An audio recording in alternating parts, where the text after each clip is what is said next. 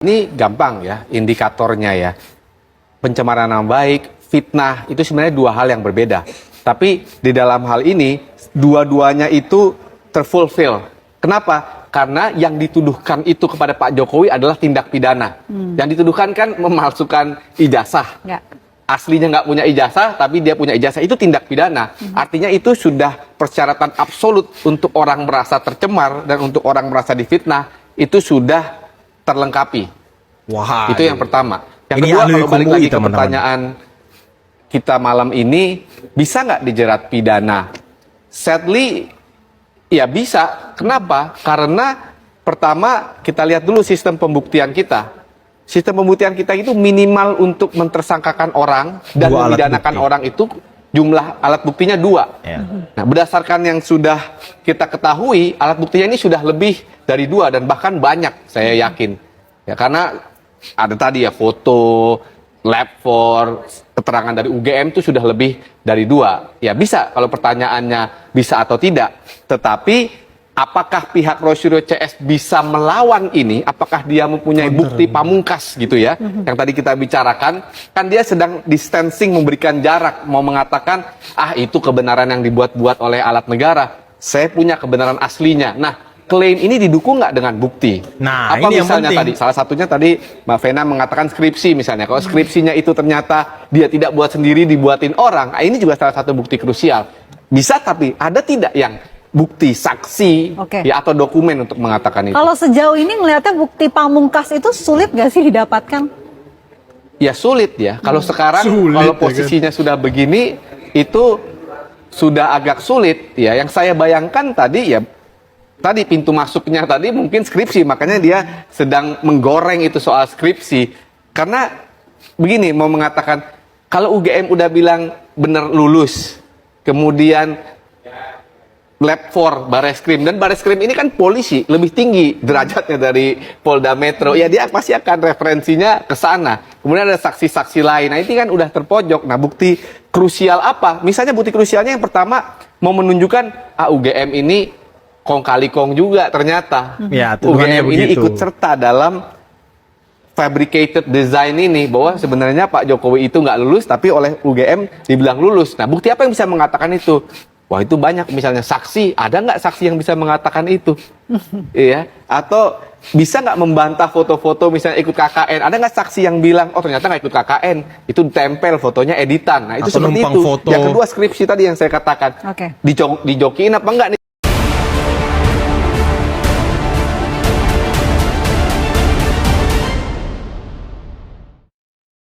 Itu suatu sindiran ya, Pak Jokowi, itu suatu sindiran bahwa yang dihadapi itu adalah orang-orang yang nggak dalam tanda petik nggak waras lah menurut saya.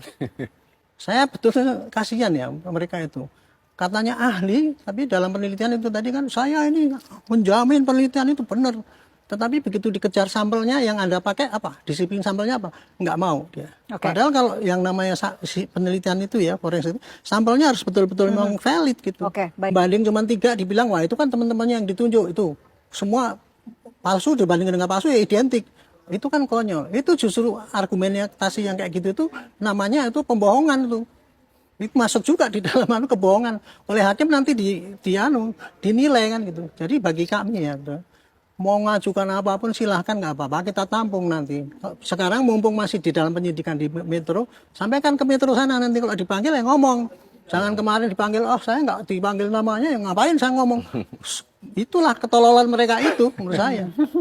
Karena kalau yang namanya dipanggil itu ya, seorang pelapor itu ya, dipanggil untuk klarifikasi, harus datang. Ini loh, menguatkan bukti-bukti itu. Tapi mereka kan dengan bangganya, wah saya cuma dituduh ini, tanggal 26 nggak ngerti. Nggak mau menunjukkan bukti-bukti yang lain yang menguatkan kebenaran dia gitu. Oke. Kira-kira jadi ini simpel lah. Metro sekarang pasti lagi nyari-nyari ya jejak-jejak yang lainnya itu. Kalau untuk pembuktian bahwa itu asli apa enggak, saya kira sudah cukup itu. Tapi melangkahnya berikutnya adalah kepada itu tadi pasal-pasal entah pencemaran, provokasi, fitnah ataupun apa itu ya. Itu pasti nanti akan dicari seiring dengan penyidikan. Penyidikan itu nanti akan memunculkan kasus-kasus yang tidak dimasukkan di dalam laporan yang oleh itu saja bisa jadi memprovokasi termasuk kemarin mengancam orang, kata ini perlu dihukum mati. Itu kalau yang bersangkutan itu bikin laporan, tambah lagi itu tersangkanya. Pak Rianto, Jadi gitu. soal kasus pencemaran nama baik di Polda Metro Jaya, ini kesimpulannya apa? Apakah pihak-pihak tersebut nih bisa dijerat pidana? Kalau menurut saya gini, yang gampang ya untuk mengetahui apakah itu pencemaran apa bukan. Ada orang yang tercemar nggak? Ada orang yang turun derajatnya nggak? Martabatnya nggak? Kalau itu ada, ya berarti apa yang disampaikan itu pencemaran. Tanya Cara aja sama hakim. mengukurnya itu gimana? Ukurannya ada orang yang tercemar apa tidak? Ada saksi yang mengatakan saya tercemar dan saya tidak terima, ini minta dihukum. Itu bukti. Bukti bahwa ada terjadi pencemaran. Terserah nanti hakim itu mau menerima itu sebagai pencemaran apa tidak, itu silahkan saja. Sekarang penyidik tinggal nyari-nyari unsur-unsur ya.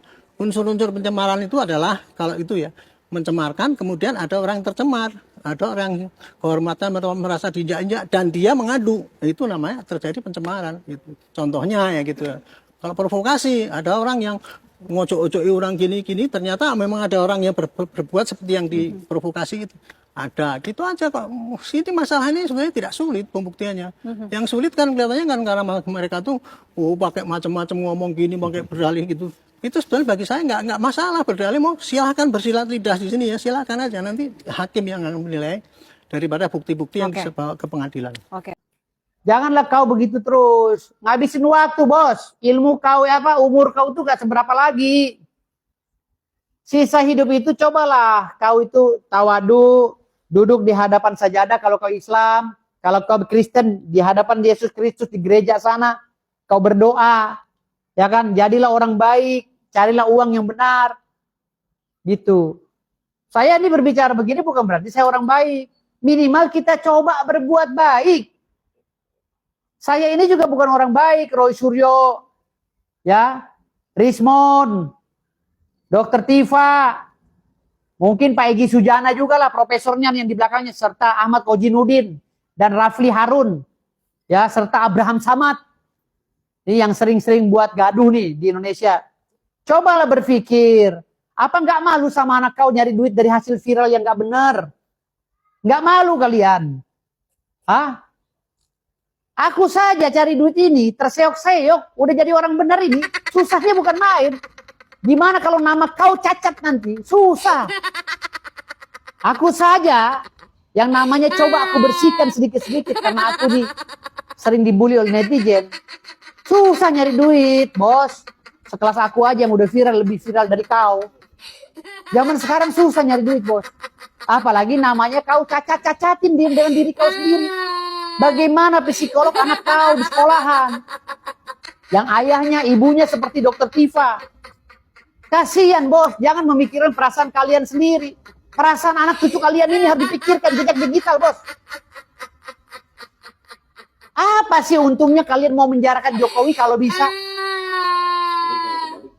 Nggak ada, yang ada kalian di penjara.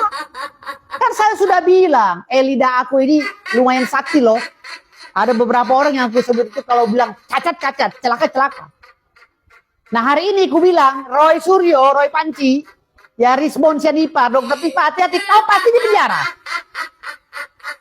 Gak percaya?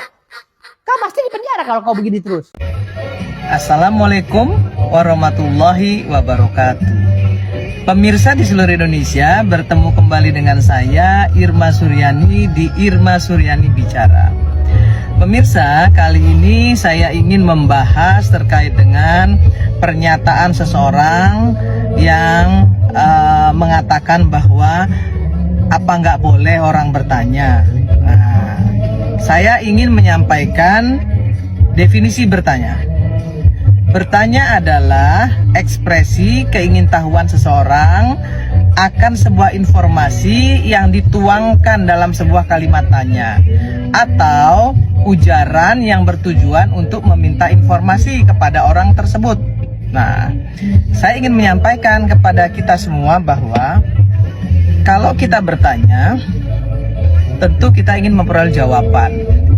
Dan kalau sudah dijawab, tentunya harusnya clear, selesai. Nah, tapi kalau tidak selesai, maka itu bukan sebuah pertanyaan, tapi diskusi atau penelitian. Nah, sekarang kalau kita bertanya kemudian dijawab tidak puas, maka kemudian pertanyaan itu bisa ditanyakan, ya, jawabannya kepada institusi yang memang berwenang, yang memang terkait dengan pertanyaan tersebut. Contoh, misalnya ada orang yang mempertanyakan ijazah Pak Jokowi. Ya dijawab oleh Pak Jokowi bahwa ijazah saya asli.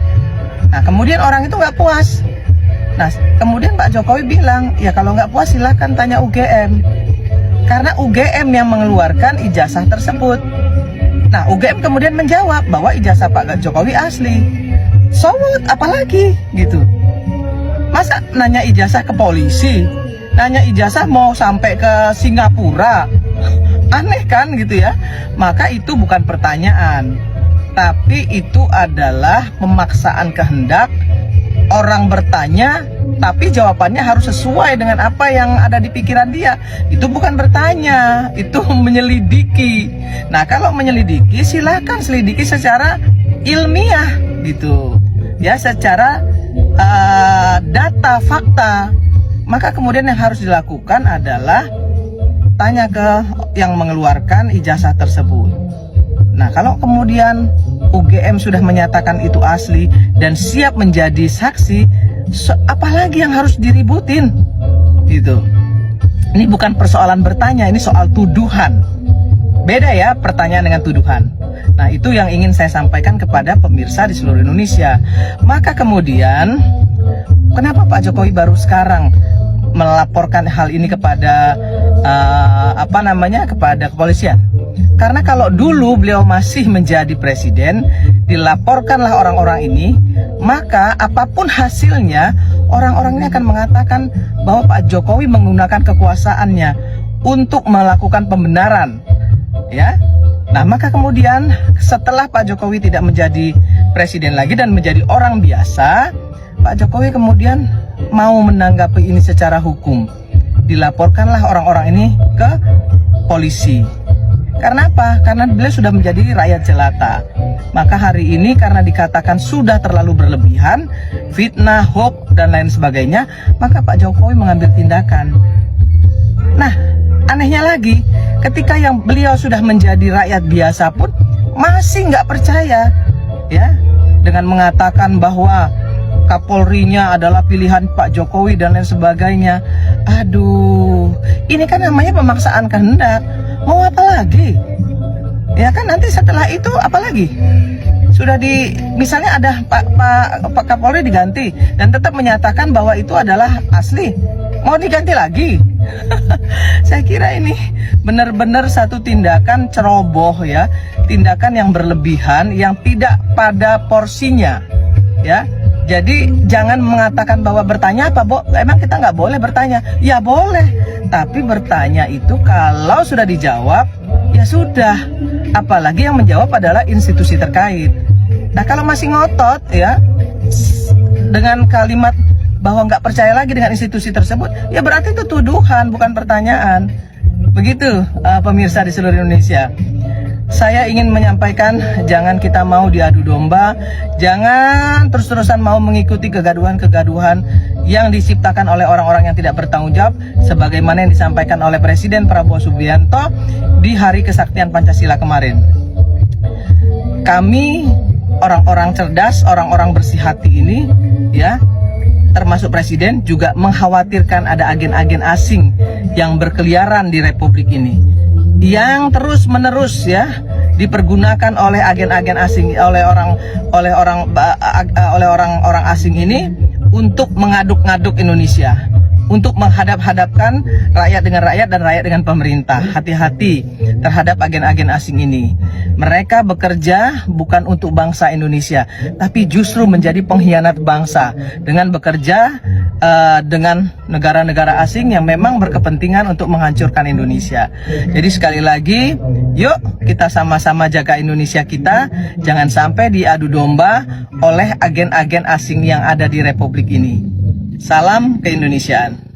Presiden dan wakil presiden dapat diberhentikan. Presiden dan atau bukan hanya presiden, tapi juga wakil presiden dapat diberhentikan oleh MPR atas usul DPR karena melakukan apa sajakah itu? Nah, ini yang menarik. Pasalnya bilang bahwa aduh saya agak ini nih ngelihatnya nih karena saya screenshot. Intinya adalah salah satu alasan untuk pemakzulan adalah perbuatan tercela. Perbuatan tercela. Jadi Artis Detiput ini sedang memberikan saran bagaimana caranya agar bisa memakzulkan presiden dan wakil presiden. Artis Detiput ini sama-sama kita tahu dia adalah pendukung garis keras Anies Baswedan. Kata artis Detiput, ya, presiden dan wakil presiden dapat diberhentikan. Presiden dan atau bukan presiden, tapi juga wakil presiden dapat diberhentikan oleh MPR atas usul DPR. Yang menjadi pertanyaannya, ya, buat kau artis Detiput, ya, kesalahan apa yang sudah dibuat presiden dan wakil presiden sehingga DPR bisa mengajukan pemakzulan presiden ataupun wakil presiden ke MPR? Kalau nggak ada kesalahannya, DPR tidak punya hak mengajukan ke MPR untuk memakzulkan presiden ataupun wakil presidennya. Kau mesti ingat, presiden dan wakil presiden itu dipilih oleh rakyat Indonesia secara sah melalui pemilu. Tidak ada yang bisa memakzulkannya, ya. Karena apa? Presiden dan wakil presiden tidak mempunyai kesalahan apapun untuk bisa dimakzulkan. Dibilang dia karena melakukan apa sajakah itu, ya. Nah, ini yang menarik, kata artis Detiput. Kata dia, intinya adalah salah satu alasan untuk memakzulkan adalah perbuatan tercela. Perbuatan tercela yang mana yang dilakukan presiden ataupun wakil presiden sehingga bisa kalian makzulkan? Kalian ini ya kan suka-suka hati kalian aja. Seolah-olah ya Indonesia ini kalian yang punya. Buat pemerintah, orang-orang seperti ini seharusnya sudah ditindaklanjuti. Karena apa? Mereka ini hanya membuat kekacauan di negara Republik Indonesia ini, ingin menumbangkan, ya, ingin mengkudeta pemerintahan yang sah. Ya, pihak kepolisian coba dulu dicek dari mana dana mereka sehingga mereka bisa setiap hari berkumpul, ya, untuk membuat kekacauan di negara Republik Indonesia ini. Gak mungkin gak ada yang mendanai. Gak mungkin pakai dana pribadi. Setiap hari mereka berkumpul, ya, hanya menyusun strategi bagaimana caranya menumbangkan pemerintahan yang sah. Kata dia lagi, ya kan, dibilangnya jadi bukan hanya tindak pidana korupsi, kemudian ada pengkhianatan pada negara, tapi juga perbuatan tercela. Maksudnya ya kan untuk memakzulkan presiden ataupun wakil presiden itu, ya, bukan hanya tindak pidana korupsi ataupun pengkhianatan pada negara, karena itu kan bisa memakzulkan presiden ataupun wakil presiden. Tapi ya, yang herannya kita, kenapa mereka selalu menyerang Pak Jokowi, anak Pak Jokowi? Itu menjadi pertanyaan. Apakah karena mereka takut bersaing di 2029 seandainya mereka tidak bisa, ya, menjatuhkan reputasi Bapak Joko Widodo, atau ada yang lain?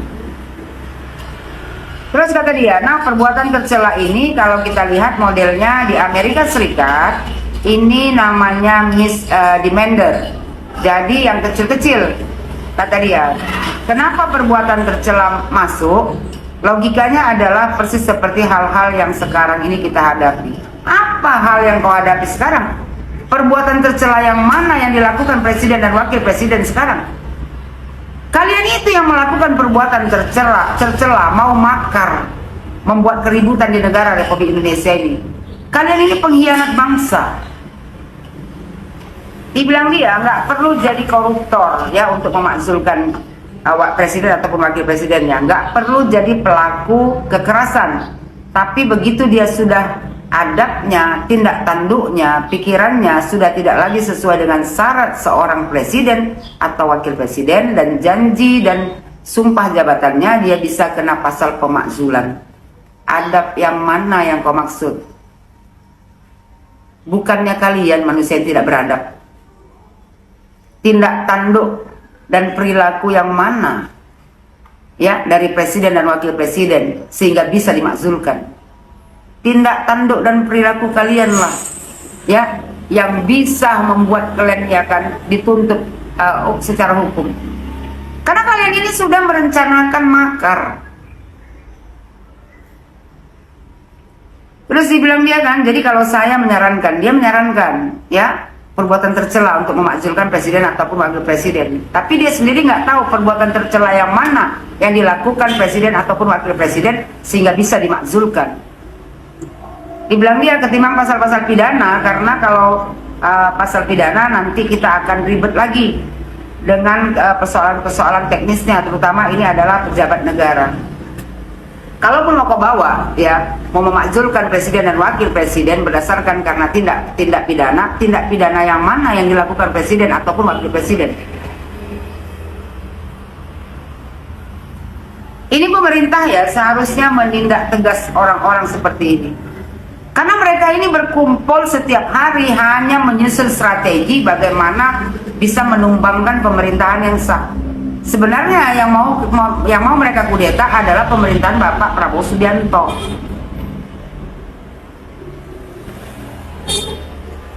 Ya, kalau kepolisian tidak bisa menelusuri dana, ya dari mana mereka mendapatkan dana untuk membuat keributan di negara Republik Indonesia ini, ya kan?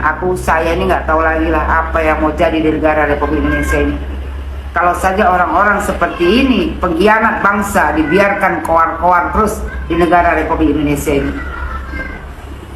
Buat seluruh Indonesia, ya, kita yang mencintai negara Republik Indonesia ini, yang menginginkan kedamaian, ya, jangan percaya dengan orang-orang seperti ini yang hanya ingin membuat keributan, yang hanya ingin makar menumbangkan pemerintahan yang sah. Mereka ini semuanya ya adalah pengkhianat bangsa yang tidak pantas untuk duduk di negara Republik Indonesia ini. Puan ini hanya karena ingin menegakkan kebenaran mau dipenjara. Apakah Pak Joko Widodo ikhlas melihat saya dipenjara tanpa beliau menunjukkan ijazahnya? Lalu Pak Jokowi dengar kan ya Pak Jokowi ya? Apakah Bapak tega memasukkan seorang ibu rumah tangga yang memiliki anak itu ke penjerong begitu? Ya? Bentar. Ibu rumah tangga? Bentar. Bukankah ketika mereka dan teman-temannya ini menaikkan kasus ini sampai hot begini, mereka mengaku sebagai akademisi dan para peneliti. Ketika setelah mereka dengan gamblang mengatakan kepada seluruh masyarakat Indonesia ini ya, warga negara Indonesia ini bahwasanya mereka adalah peneliti, namun di saat ini berbeda lagi. Beliau hanya mengaku sebagai ibu rumah tangga dengan banyak anak, ya. Nah, artinya ketika dia memang hanya seorang ibu rumah tangga, berarti dia tidak memiliki kapasitas ataupun kapabilitas untuk meneliti sebuah dokumen. Apalagi ini yang notabene adalah ijazah dari mantan Presiden Republik Indonesia, ya, yaitu Presiden Republik Indonesia yang ke-7. Artinya dengan secara penuh kesadaran beliau melakukan pekerjaan yang bukanlah tugasnya gitu. Itu yang dikatakan dengan kapasitas ataupun kapasitas dan kapabilitas yang tadi. Nah, dengan melakukan pekerjaan atau tugas yang bukan sesuai keahliannya, itu sudah jelas melanggar peraturan ya, entah itu peraturan undang-undang dan lain-lainnya. Seperti dokter, saya beri analogi. Dokter yang seharusnya mengobati pasien, lalu tiba-tiba dokter ini mengatur lalu lintas tanpa ada pengetahuan tentang kendaraan, tentang lampu lalu lintas dan perempatan jalan seperti itu. Apa jadinya kalau seorang dokter menangani tugas polisi? Kan seperti itu sederhananya ya kan? Nah, dengan secara gamblang Bu Tifa mengakui bahwasan dia adalah seorang hanya ibu rumah tangga. Berarti kan kita bisa dengan logika kita bisa menyimpulkan dia tidak mempunyai kapasitas apapun untuk melakukan penelitian terhadap dokumen, ya. Nah, sekarang nanya lagi nih, warga negara Indonesia, emang kalian ikhlas ngelihat Dokter Tifa dan teman-temannya ini pakai baju orange, pakai baju kantong belanjaan itu? Jawab ya. Ini saya kira adalah sudah seadil-adilnya ya, karena seseorang itu menerima ganjaran sesuai dengan perilakunya. Itu yang dikatakan adil dalam konsep hukum, ya. Sebelum mereka diproses, lalu ketika masuk laporan Pak Jokowi, mereka juga teriak bahwasannya ini adalah kriminalisasi. Lalu mereka berdalih bahwasannya mereka adalah dari kelompok-kelompok akademisi dan para peneliti. Lalu sekarang beliau menyatakan bahwasannya hanya ibu rumah tangga. Itu artinya beliau juga secara tidak langsung melakukan pembohongan publik.